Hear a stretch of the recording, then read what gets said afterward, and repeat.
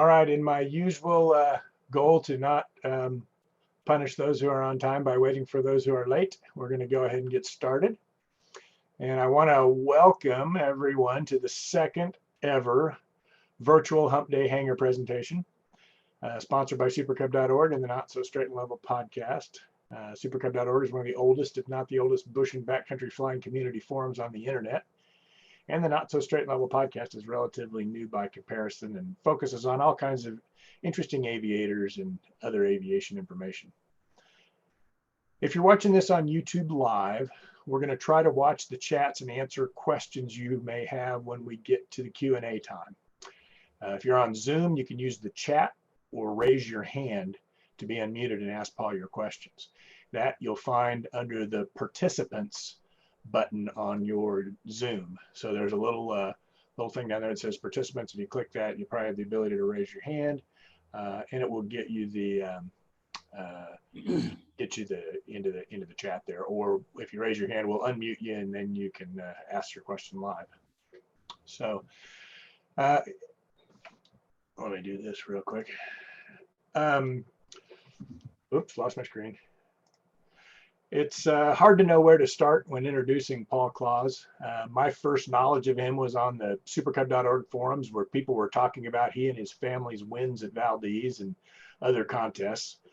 Then I heard about his family lodge, Ultima Thule, a phrase which refers to a distant place beyond the borders of the known world. And with 13 million acres in their backyard, Ultima Thule is certainly that.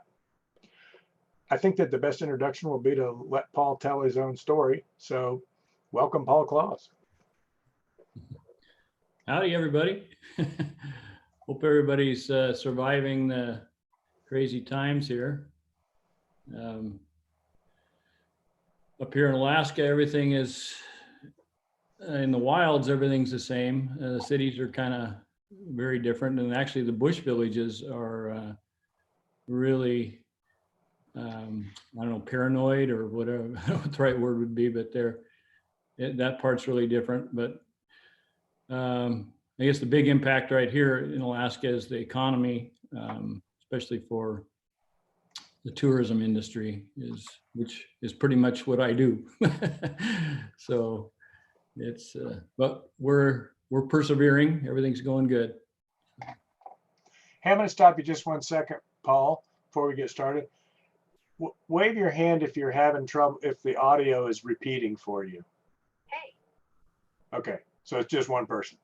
Good. Normally that's if you have your speakers in the background up too loud. Sometimes that'll happen, or you got multiple devices, that kind of thing. So if everybody's okay, good. Sorry to interrupt, Paul. Oh, yeah, no problem. Yeah, you want me to give you a little introduction? You're ready. We're ready. Take it away. Okay. Well, and my name is Paul Claus, and I was born and raised in Alaska, born the year Alaska became a state, 1959. And I've been privileged to fly in Alaska. My mom says my first flight in a Super Cub, I was 24 hours old, and I kind of been in one ever since. And so for me, the airplane is, I have a passion for flying.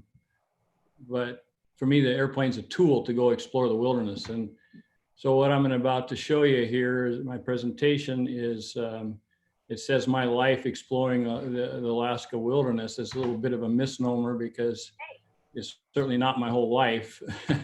But the pictures are from about the last couple years anyway. But it's kind of a smattering of all over Alaska a little bit. Mainly highlighted around where I live, which is the Wrangell St. Elias National Park. We live on a river there called the Chitna River, and we're at the headwaters of that river. And we're the only humans on the entire river, which is about 120 miles long from the glacier source to where it enters the Copper River. So it's pretty amazing. And it's also unique in that we're probably the first humans to ever live there. The Otna Indians that are still around, they handed down the legend that the upper Chitna River was haunted, probably because they tried to go there and never came back. They didn't have a Super Cub. But anyway, it's wild country, big, and we might as well get into my presentation. I got quite a few pictures, about 200. So if you get tired and want to kick off and go away, that's fine too. But appreciate everybody tuning in here. So what do I do now, Steve? You want to hit your screen share button. Okay. A little green button at the bottom. There we go. Yeah. And then I do this. And that. Is that right? You get that? That's it. It looks like Yeah. the upper part of the world. Okay. Yeah, that's so yeah, this is a picture obviously of the northern part of the hemisphere. Over in the left-hand corner is Alaska, and right there is where all this white area is where I live, right in kind of the heart of that. It's the largest non-polar glaciated area in the world. So you have Greenland over here, and then you have Antarctica, of course, which is the biggest, and then the third biggest is this glaciated area here. This red line is kind of don't kind of ignore that. That's a trip I did to to Greenland, exploring the east coast of Greenland a few years ago. That's for another story. Let's see. So this is where I live. This is home, and on the banks of the Chittenden River there. I've been very blessed to live there for the last 40 years and raise my family there. So it's all about the wilderness, getting around and seeing it. I have quite a heritage here. My father on the right there, John, passed away in 2013 at age 80. And on the left is Atlee Dodge. I kind of grew up right next to Atlee Dodge's house. We had our own private runway there. And of course, we were good friends. And this is my dad and Atlee on a trip down the Aleutian chain with Terry Smith, who's passed away now too. And yeah, a great time to explore. They had some old bomber pilots from World War II with them that had dropped bombs on that too. And they hadn't seen it since then. So it was quite the trip. Exploring Alaska wild, the animals are a big part of it. Here we're going to go into the Brooks Range. This is in Gates of the Arctic, east of Kotzebue. Everywhere we go, we take these little pack rafts, and the pack rafts are quite useful. We like to hike up a ways up a canyon or something and be able to raft back down. These are the Arrogatch Mountains in Gates of the Arctic, very spectacular granite spires. The Super Cub, our tool to explore. And like I said, I'll probably say it many times to this, but to me, the most amazing thing about what we get to do with Super Cubs is the ability to go to cool places. Here at the base of Mount St. Elias, the turbine otter in the back there in the Super Cub. And Alaska, in fact, I did a slideshow not too long ago in Saudi Arabia, and I had this picture with me because they got lots of sand dunes over there, but Alaska's got them too. And this is not the Kobuk sand dunes. This is one that hardly is ever visited. They're called the Negabahara sand dunes. And we go along, we got my daughter here, she's cooking up a gourmet meal of steaks and things in a nice Arctic oven tent, nice and cozy. But this particular sand dune is about 30 miles west of Huslia in the middle of nowhere, quite a spectacular place and very, like I say, very seldom seen. Another big part of our business, which hopefully the coronavirus isn't going to affect here, is science. And we do science flying glacier surveys in the spring and the fall. And I've done it for about almost 20 years now. It's NASA funded, and there are three aircraft in the world that do glacier surveys, but NASA funded, and two of them are owned by NASA, and they do Greenland and Antarctica, and then this turbine otter does the rest of basically everything, southern British Columbia to Aleutian Islands twice a year. Here we're out looking for glaciers, found some. In the background is Mount Fairweather. And Fairweather is kind of a misnomer also. It's very seldom seen because the weather's really not that fair. But of course, the glacier flying that we do has to be in pretty good weather. And the science stuff, if you look around and ask some of these guys, you might get a different story about science. Over the years, I've probably over 40 years of flying scientists. It's been quite the interesting ride. Here we get to watch some action unfolding right in front of us. This is a glacier lake dumping. We got to witness the water go out in about just a matter of minutes.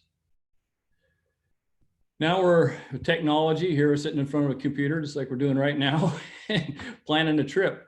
And the guy in the background, his name is Rudy Hamburger. Some of you might have seen him over the years, contributing to supercub.org. He was killed in a husky, or not husky, I can't say it, a little plane in Switzerland just a few months ago. Long-term friend of mine. It was a big loss. But here we're getting ready to do the 141 line. We're going to fly from the Arctic, or from the Pacific Ocean to the Arctic Ocean along the 141st degree parallel. And the goal of the trip is to every landing to be on the border and stay on the border as much as possible. Here we landed in Eagle, and we got some Klondike bars there. That was the only habitation we saw. But I, of course, planned things out using Google Earth and all kinds of technology, and had some waypoints where I figured I probably could land. And of course, these are places I'd never been to before. And with the technology, most of the places were just like I thought, and we're able to do that. So one of the biggest things that's changed in my lifetime of flying in Alaska is communication, satellite communication, GPS, that kind of thing. Here, the technology, we can talk to somebody anywhere you're at with the Iridium sat phone. This is right on the Alaska-Yukon border. And the bush wheel bags, probably got some of you guys, a lot of you guys use those. Are pretty handy for a trip like this. And nice thing is once they're used up, they don't take up much space. Here you can see along the border, that's the 141 line here going along the deal there. You can see our track went up here, and then we hit the ocean and came back down along a different route. We've got quite a variety of wildlife in the area that I live in. There's even some bison. Glaciers, lots of glaciers. And exploring places, finding sheepheads. Out with a friend for the day. And stop for a little fishing. Lots of mountain scenery. Flying the Super Cubs, it's the best. That was Lonnie, I go back to that one. That's Lonnie Habensetzer. He's been with the pilot for me for about 14 years or something like that now. He's basically part of the family. And we always, one of my favorite hobbies is to call in moose and during the rut and get pictures of them. And this particular picture, I'm up in a tree and Lonnie's down on the ground. He can't even, he's got hardly see this thing, but the top of the antlers coming, and I'm calling it in. He's wondering if he should run and hide or what. We're in one of the bigger mountain areas of the world. In fact, it is, if you don't consider how high into the atmosphere, that would be the Himalayas. But as far as the size of the mountains, in the background here, you can see Mount Logan. That's the largest single mountain in the world. I think I got some other pictures of it. But I've been really blessed to be able to be in wild places that no other humans ever been to by climbing some of these mountains. And once again, my friend Rudy, it's one of the last unclimbed peaks that we did together as a team. Turban otter skiing. And who is the real pilot here? I keep this picture in because it always helps me remind. I was thinking about it just yesterday. I was flying this same Cub, and my son's got a seat. He's much taller than I am, so he's got a seat that's a lot lower. He flies this Cub, and I just happen to be in this thing. And seats are so important. People don't realize how important a seat is and where you're sitting. And man, I couldn't see out of the thing. I couldn't fly it worth beans, but so always, well, I know a lot of people actually remove their seat and put it in another Cub if they're going to fly somebody else's Cub. Pack raft and dogs and about pretty well to cover all bases with that picture, huh? This is the time of the year right now. We like to go out and find moose sheds. I've been a hobby of ours since I was a little kid. My dad got me started doing it. It's a lot of fun looking for shed antlers and then trying to find a place to land and go find them. So that's been our hobby for many years. There's a future antler maker, maybe. Now we're jumping all over the place, but here we're up in the northern Brooks Range, again, western part, north of the Brooks Range, actually on the edge of the North Slope. Kind of a tour through that part of the country. Still using maps, but technology is still there in the hand. You know, get the iPad out, and this is about 40 miles north of Anatuvik Pass.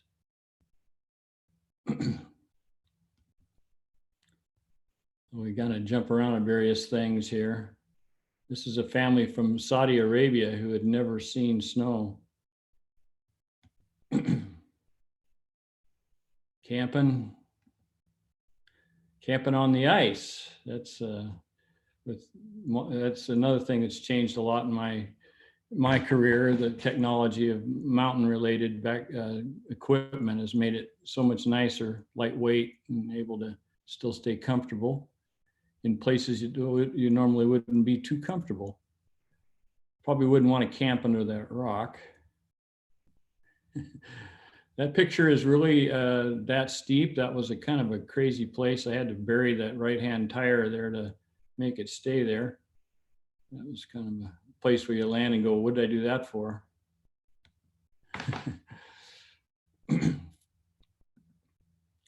This is another, what did I do that for? Snow was a little deeper than I thought it was. Now we're down in Icy Bay. Oh.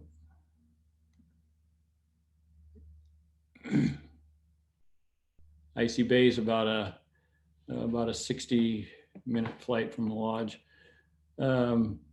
This is a landing spot, and my dad and I went in here about 30 years ago, and thought it was such a magical place and really cool. And I had completely forgotten about it. My dad passed away, and that same year that he passed away, I went in here with Lonnie. I didn't even know it was the same spot. It was really amazing to come back to where I'd been with my dad 30 years earlier. On the left is a doctor friend from Switzerland, and he flies this Kodiak up to visit us. Well, he's done it, I think, 5 times now, made 5 Atlantic crossings with it. And we've done lots of stuff together over the years, and he's the only guy that I know of that's actually gotten the coronavirus, and him and his wife, and we were just visiting him shortly before he got it. So, and my wife was quite sick, and he thinks she was tested, but she was tested negative, but I guess it's possible she didn't get it. But anyway, this guy's been a longtime friend. Lots of glaciers. We got some of the biggest flowing glaciers in the world. Lake, there's one that was a lake at one time. So here we got a big, it's all kinds of things happening, obviously, in the mountains. It's a very dynamic place. There's something happening all the time, it seems like. I guess one of the biggest things people ask me is what kind of change I've seen over the years in the glaciers and that thing, climate change and all that stuff. But, you know, in reality, it's always changing. And this particular thing is just, you know, in the scale of things, just a little bit of thing, but look how big it is. There's the otter park by it. That's that same picture before, and the otter was right down one of those tongues. So a massive amount of material came off there. Mount St. Elias is 18,000 feet high, and that blue down in the bottom there is the ocean. So from sea level there to 18,000 feet, pretty amazing. waterfalls and icy bay.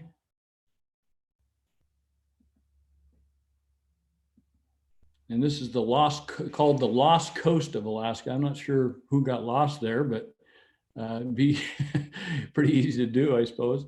But it not seen that too much. It's the section between Cape Spencer and Yakataga on the North Gulf Coast there.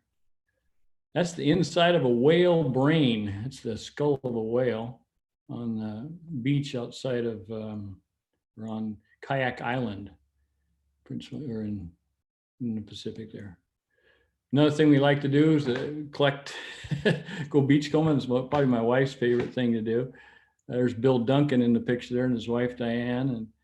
And some years ago, we picked up a bunch of those bottles that must have floated off of a van or something that blew off a barge, probably.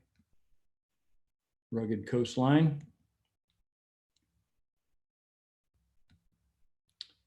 More beach flying. Now we're back off the beach and then back in my home. This is the Upper Chitna River headwaters. You can see out there the lodges on the right-hand side would be right down here. If you can see my little pointer. There's the Chitna River and Alpenglow. This is kind of an unusual thing. This is Mount Logan in the background. It's the largest single massif in the world. If you slice it off about through here, it'd be 30 miles wide at 17,000 feet. So it's much, much bigger than Denali. It's only about 300 feet lower than Denali, second highest peak in North America. But landing on the ice field on wheels, this is pretty unusual. It takes, it's always snow there. So this snow was obviously super saturated with water and then turned really cold, and it's rock hard. You could ride a bike around on it anywhere. So just have to catch the conditions just right. This is my father on, I think, probably the last flight that he took. It was the year or the fall that he died. And it's fun to get him in the Super Cub, 80 years old. This is, I call Love Alaska Lake. Now it's turning fall colors.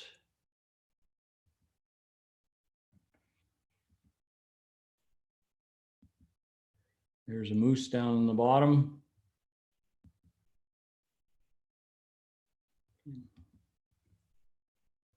Oh, I always put this picture in there. We land in places and then go for a hike. And you often, wonder if the wind's going to come up or something. But if you park your airplane in this with the tail high like this on a bank, it's kind of it would stand a lot more wind than it would if it was not.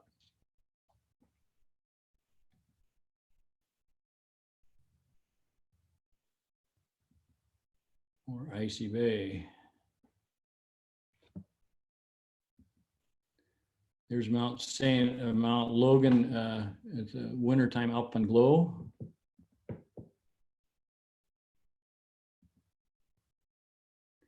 The majestic Dall sheep. That's what the Wrangell Mountains are known for. This particular animal, and they're spread out through all over the park. Beautiful. One of my favorite animals. Cub on wheel skis. Now we're going to do a little trip into the Alaska range with my daughter. And it was like winter solstice, December 21st. So it's like the shortest daylight. This is like at 3 o'clock in the afternoon or 2 o'clock in the afternoon. Survival gear. A lot of people ask me about what I carry in survival gear. As far as survival gear, well, it always changes. Every time you go out, different places, you should probably have different survival gear related to where you're going. But I always get a kick out of what people carry with them and the fact that they oftentimes never look at it and get out and test it and how important that is. Just the other day, I was using something, it was a stove, I guess, man, it didn't work the way it was supposed to work. It was out where I kind of needed it. And so I'm a big proponent of testing all your gear. Like I said before, the biggest thing that's changed is the sat phone, and this is really a necessary evil, if you will. I don't know, it's good and bad. It's definitely taken an aspect of the wilderness out of there because things are more predictable, but it's also adds a big safety issue, and it'd be crazy to not have one if you flew around in Alaska much. So now we're going to start on the Iditarod. Another thing we do every year. This year was 2020 was our 39th year flying the Iditarod Trail commercially. So we take people on tours to see the dogs. Here's Dee Dee Johnrow. She's retired now, but she's almost as senior as I am. Ran the race, I think, more times than I flew it. So going into Anvik with a whole flight of Thule Cubs and a 185. Native gal along the trail. And of course, the Iditarod's all about the dogs. And, it's quite an event. Takes about 10 days. We're out on the trail for about 10 days. Use the airplane land alongside the trail. And depending on the group of people I have, but if they're hardy enough, we take Arctic oven tents and camp all along the way. This particular group, most of them had never even been in a sleeping bag before. So they get to experience true Alaska. And get to see the northern lights along the way most oftentimes when it's clear. Here we stopped at a hot springs. Enjoy a little, there's a serious hot springs there. And headed back home through the Alaska range. That's Denali on the right, higher up there, and Mount Russell, straight off to the left wing of the Cub. Here, when you see this on the mountains, is usually don't want to be in the air, or you definitely have to be careful. Lenticular clouds, lots of wind.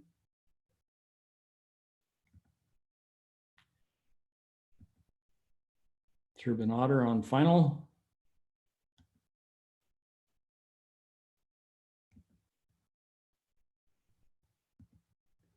Cubs and ice. So here we got the crown of the Wrangell Mountains at moon coming up over the top. The highest thing there, or the right here, is Mount Bona. Actually, no, that's not. This is Bona in the background. It's the highest of the Wrangell Mountains. It's just under 17,000 feet. And snow, we love. Normally, I would normally not be here. I'd be just finishing up our ski season on a normal year.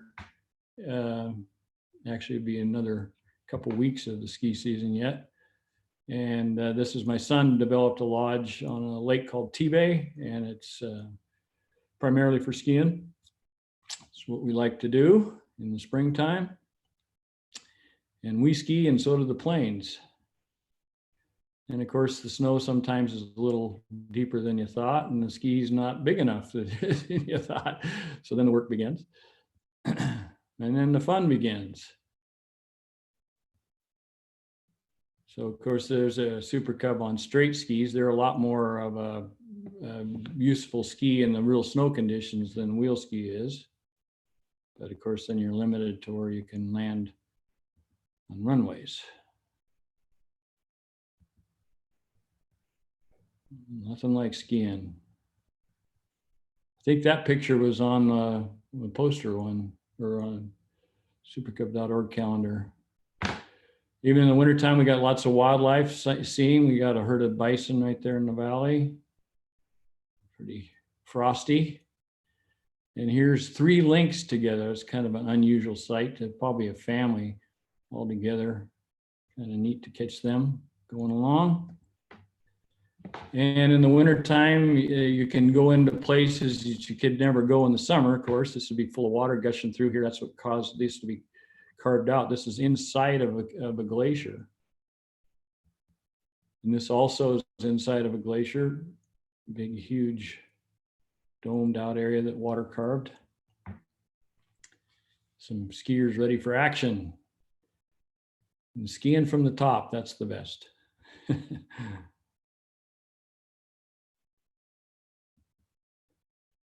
Super Cub and 185 on wheel skis. This Cub's got wheel skis with 36 or 26-inch bush wheels, which kind of gives it a kind of versatile combination for this time of year.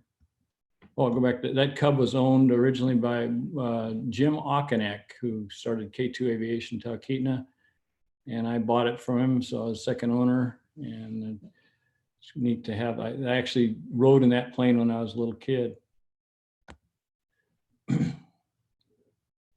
There's a fleet of Ultima Thule Cubs and 185s ready to go. So we land in, every day we go out with 6 to 7 aircraft a day, all summer long, and we land always in different places and obviously unknown places. So different things happen. This it kind of looks horrible, but it really was a non-event. Landed on really slippery ice, and it's a lot steeper than it looks there. And the plane slid backwards after it was shut off into this hole, and the other tire is holding it up. It didn't do any damage to the prop or anything. We were able to get it out of there basically unscratched. And same thing here, 35-inch bush wheels are never quite big enough. If they made 40s, I'd probably buy those. But anyway. And here we got even our wildlife flies in our area. If you look at this sheep, he's got a red chin there. He's been eating berries. I think they were fermented. He was a little bit high, I think. So wildlife photography is one of my hobbies.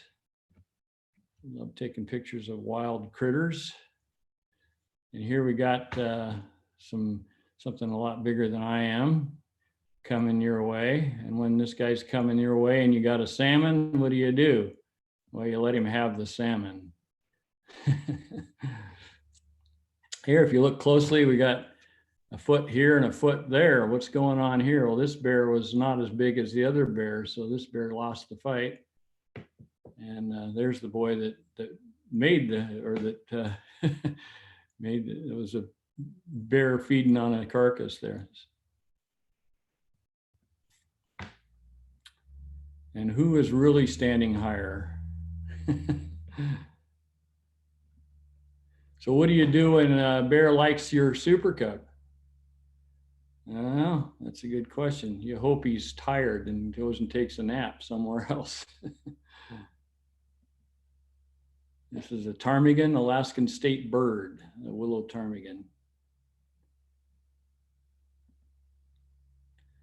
Mount Sanford. Mountain goats, charging bull moose.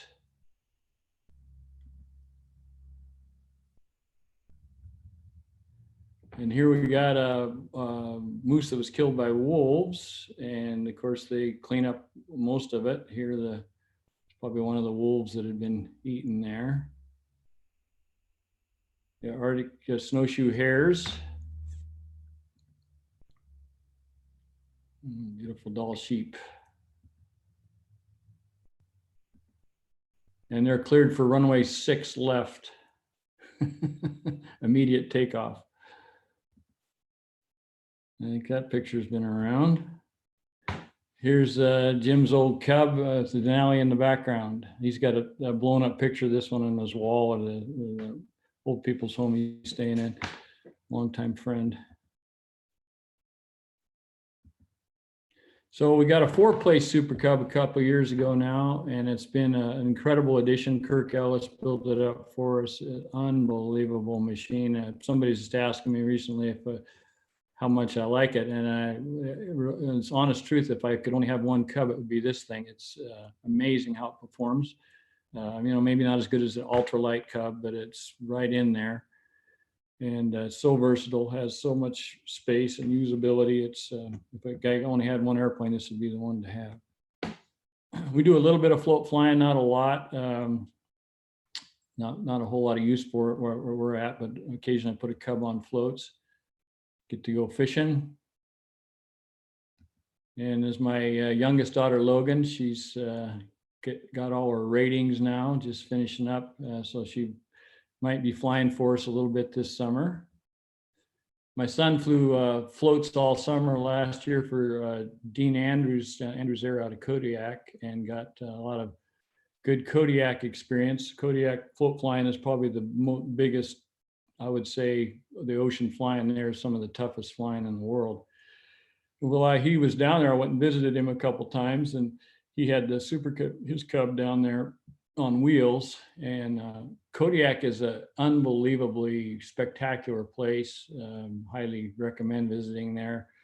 But hardly anybody flies wheels down there, so I was able to get around into places that hardly anybody gets to. And there's actually quite a few quite usable some of the top of the mountains. Not places you'd want to be any other time than good weather, but really cool to explore Kodiak on wheels. Lots of beaches to land on, camping there, watching the whales.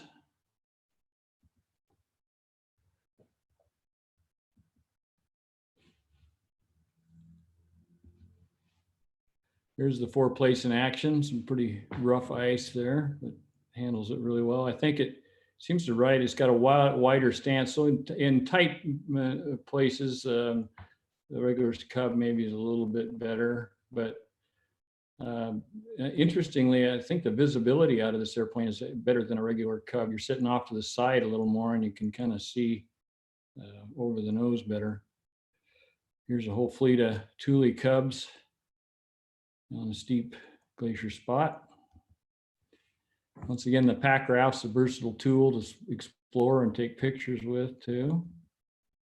Here's my beautiful daughter on ice. Yeah, she's turned into quite the Cub pilot. She flies quite a bit Super Cub. This is my oldest daughter, Ellie, is married to Ben Gray, and Ben's father, so Ellie's father-in-law, is Rex Gray. He a long time, a 35-year Alaskan airline captain, and he every year would dress up as Santa Claus on December 24th and fly to Adak with a load of Christmas presents. And we got to go with him on his very last flight on his mandatory retirement, 65, a few years ago. Now the season's winding down. It's winter time. We stay out at the lodge year round, and we do quite a bit of traveling in the wintertime usually, but it's year round home. And winter's really quiet, not much going on. I still get out and fly and take pictures as much as I can.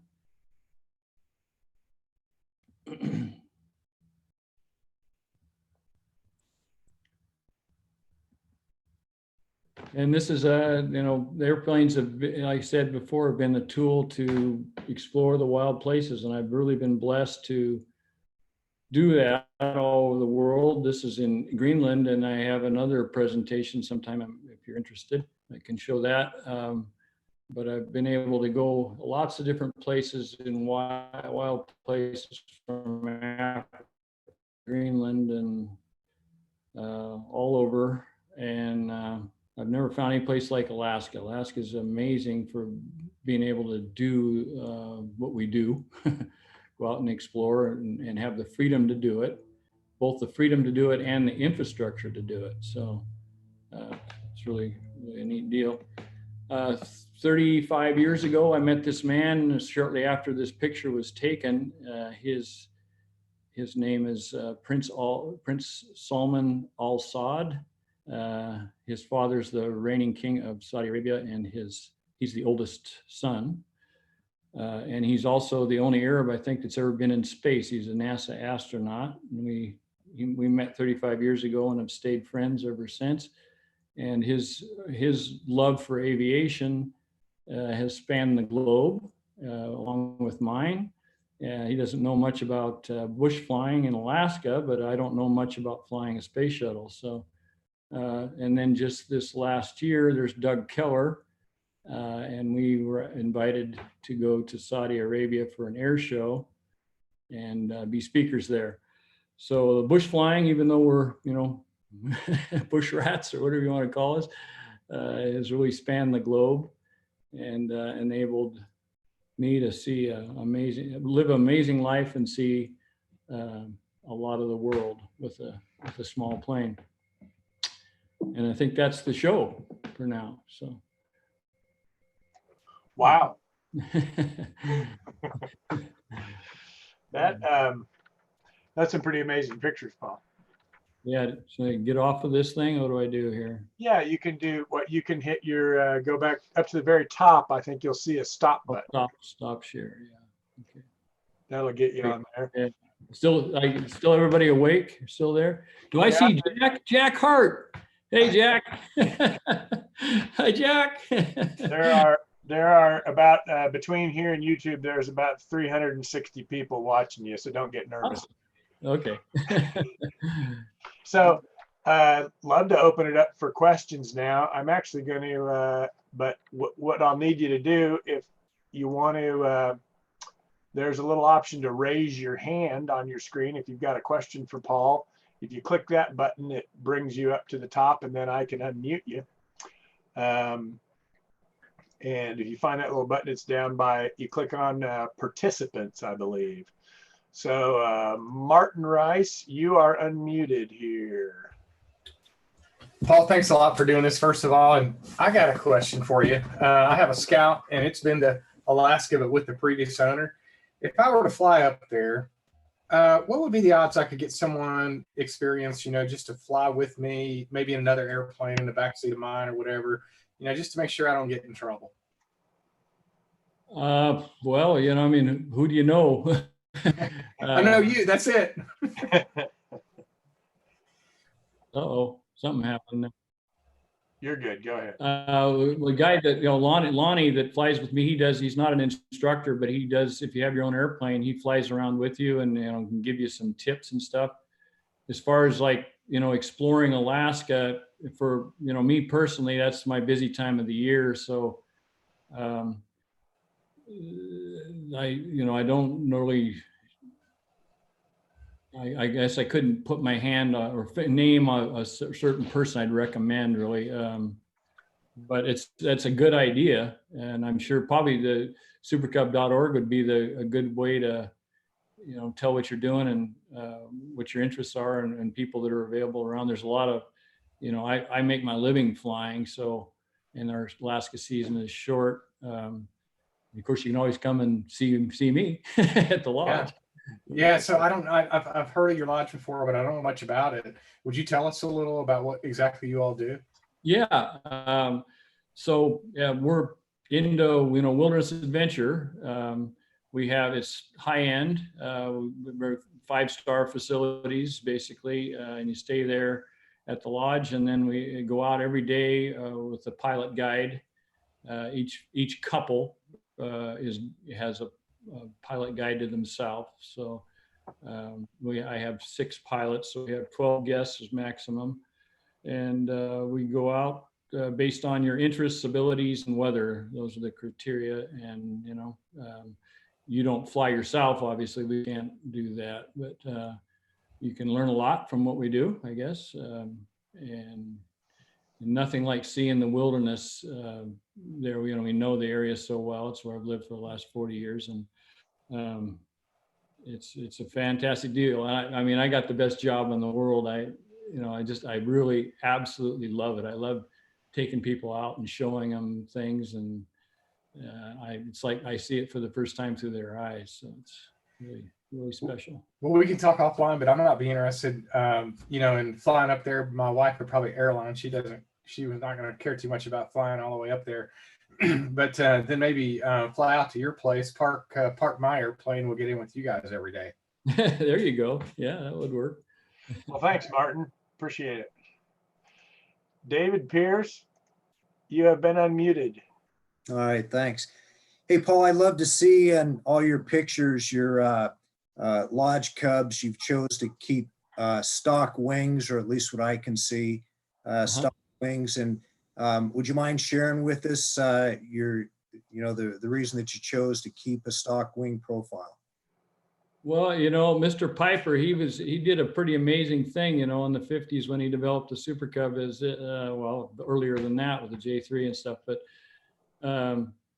it's pretty hard to beat it. It's just, Valdez basically shows that. In Atlee Dodge there in that first picture I showed there, I got a kick out of him, and people would ask him, what's the best mod you can put on a Cub? And he'd say, well, it's not the mod you put on, it's the one you take off. So, it's certainly there's there's a lot of things that we put on there that are good, but keeping it a plain light is the whole secret. And adding a longer wing is not going to make it lighter. And so anyway, it's been my theory.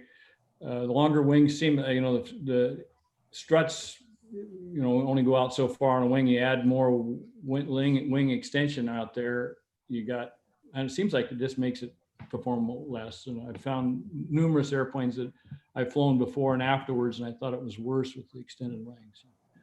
That's just my deal. All right. Peter Arsvold, did I pronounce that right? You're unmuted. You did. The Arsvold was perfect. So, Paul, tell us where we might find more information about Ultima Thule Outfitters, maybe a website address or some other. I'll put it in the chat. Yeah. It's Okay. the ADW ultimatulilodge.com. It's Actually, if you type Paul Claus in Google, it's the very first thing that comes up. All right. Thank you very much.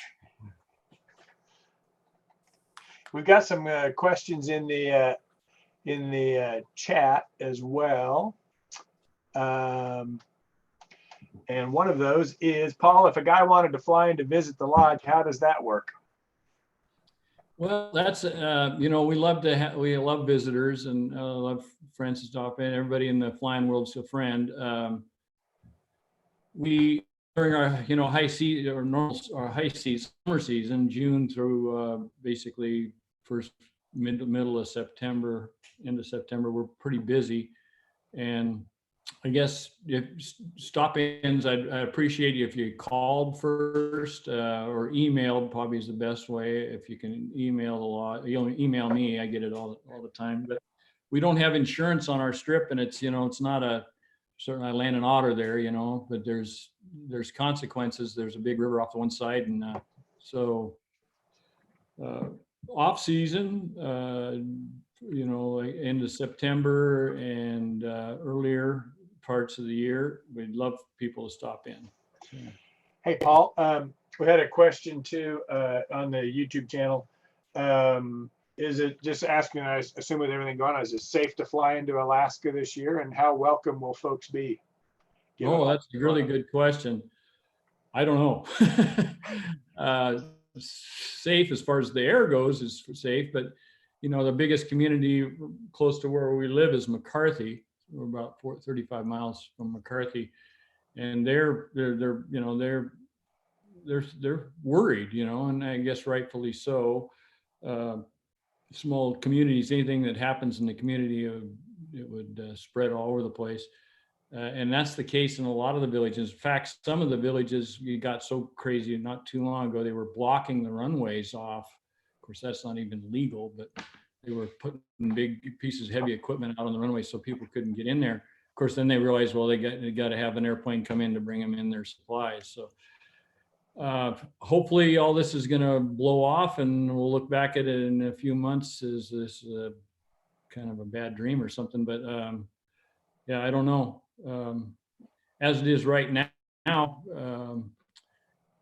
just say you flew into McCarthy right now, you would not be greeted as, of course, we got a 14-day quarantine still going on now too. So yeah, there's a lot to be seen yet. Yeah, I think it's the same everywhere. So somebody else wants to know, at your lodge, do you have to fly in all your own fuel? Yeah, good question. Yeah, nothing has got to our place without wings or beating the air. Been helicopters come in there, but you can't walk there, can't swim there, can't climb there. I guess you could if you're super hardcore, but yeah, it's basically airplane only, and we fly everything in. All the fuel I fly in with the turbine otter. Yeah, so. Very good. Anybody else have any questions? Oh yeah, that. Let's see. We got a question. The guy asked if skis will accept 26-inch bush wheels, which just looked like you had those on there in one spot. Yeah, Steve Crackett at Dodge there makes those up, and there's a STC for it. So it's Yeah, so it's, anytime you use a wheel ski, you're using, it's a compromise. So it's not a really good wheel operation. It's not a really good ski operation, but there are times when you need both. So. Hang on, what did you say, Laura? Which skis, she said. Oh, the ones with the big tires are, they're Federals, but they're the old ones, the AWB 2500s. Gotcha. So Paul, just going back a little bit, because I spent a little time on your website, and I hope anybody that's on here will go do that, because you've really done a nice job of putting it on. Your family story is That fascinating. wasn't me, but Well, I figured that, but your family story is fascinating, and reading about all the flying and everything with all your kids flying and everything else is really neat. And I encourage everybody to go out and spend a little time on that, and then to get to know you a little better, because it's really really fascinating stuff. But so how old were you when you started flying? Well, like I said, I was raised around, my earliest memories are in a Super Cub, literally. My dad, I remember standing up in the back seat where I could hang on to the back seat, and be kind of head level with him, standing straight up and down. So those are some of my earliest memories. My dad was a big game guide, so he flew all over the place, hunted polar bear everywhere. And that's how the Wrangell, or our place in the Wrangells, got started. He developed it as a sheep hunting spot. And if I had I was mesmerized by that, by going out there as a little kid. And it was always my favorite place to go. But your question, when did I actually sold it at 14, and got my pilot's license as soon as I could, then 16. Wow. Let's see, we got another one question. Somebody was curious about your pack raft, what you recommend in that. We use those alpacas, or alpaca pack rafts, I think it is. And some guy wants to know, he wants you to tell us about at least one of your bad experiences. What's that? Hours and hours of boredom interrupted by moments of sheer terror. Everybody wants to know about the moments of sheer terror. Well, let's just say I've got somewhere between 30 and 35,000 hours of Alaska flying time, and I've had about everything happen that can happen. So, man, I can't think. What I pride myself in, I guess, is with that much time, I've never put a scratch on myself or anybody else. I have scratched quite a few airplanes back in the earlier days, more, but I mean, things, I've had all kinds of, I had a wheel ski come off on a beaver one time, and it surfed into the prop and chopped up the tip of the ski, and then flopped back against my leading edge of the wing, and made a, standing straight up and down like this. And the plane was basically coming out of the sky. And I had 6 people on board, I think, heavy with climbing gear and all that. And I was about 7,000 feet, and I just started coming down valley, and it was going to be a crash landing somewhere, and there was a big, huge ice pan out there, and I aimed for that, and made it all the way down, and it was basically a non-event. It, of course, wrecked my ski. It chopped it up, and I had to replace the prop, but I was able to land it okay. So, wow. Well, my first, actually, when my wife was on board, she would pipe in. Well, remember our first date. So my first date with Donna, I was using my dad's Super Cub, and I wanted to impress my date, so I took her on a flight, and we ended up crashing in the Chugach Mountains just to the west of Anchorage in late December, and on a ridge top. And I actually put no scratch. I landed on this face, and the first thing Donna said was, "Did you mean to land here?" And I said, "No, didn't mean to land here." And I got in a downdraft, and coming over this ridge, and it pushed the plane down. Instead of making a turn and turning away, which I might have stalled doing, I flew it onto the mountain, and I ended up about 100 feet below the top of the pass of this a mountain, and it was blowing about 30. And the plane was unscratched, but now, okay, what are we going to do? And so I boot packed. It was in the snow, and I was on wheels, and I boot packed a nice, I thought it was a kind of a runway down there, and it's blowing 30 downwind, you know, and I can't go uphill at all. I can't, it's too steep. And anyway, we drained the gas out of it and got it as light as I could, and I turned it around and made it go for it, and then it just didn't go anywhere. It flipped over upside down, and now the plane's is damaged. And so then we had to walk out of the Chugach Mountains in late December. And anyway, was that your first date? That was our first date. She's crazy enough to stay with me. It's been wild ever since. Oh boy. And it was my dad's Cub too, so I had to get it out of there with the helicopter. Well, anybody else got any other questions for Paul? Well, thank you for all tuning in. Hey, Jack, I wanted to say hi to you again there. Good to see you. Jack down there, he's my old buddy. I just unmuted you, Jack. So. Well, we do a geocache event every year, and Jack's been my geocache partner for a lot of years. So. Great to see you, Paul. Good to see you, Jack. All right. Well, thank you so much for your time, Paul Claus. This was really fantastic. Great pictures. And I think that if we took a vote, everybody'd love to see your Greenland presentation as well, too. Well, if we get a lot of people interested, I'd love to do it. So, all right. Well, maybe if you get, we hope that you get busy and that you don't have time to do it. But if that doesn't happen, maybe we'll try to get you on here again to do one of those. Sounds good. Yeah, it's an interesting story. So, well, thank you all, everybody, so much that showed up here on Zoom and on YouTube. We've got, pretty well over 300 folks that came out tonight, so we sure appreciate that. And next week, let's see, is Mike Vivian actually is speaking next week. And he's also everything we've done so far has been on Alaska, so for some reason. So we're going to get off of that trend here, but not for a while. And so Mike is speaking about his time flying in Alaska too, and I know he'll have some great pictures as well too. So hopefully we see all you folks back here then. And thank you again, Paul, so much. And the same link should work on YouTube if people want to watch this later, or send it off to somebody else who may want to see it. So thanks again, everybody.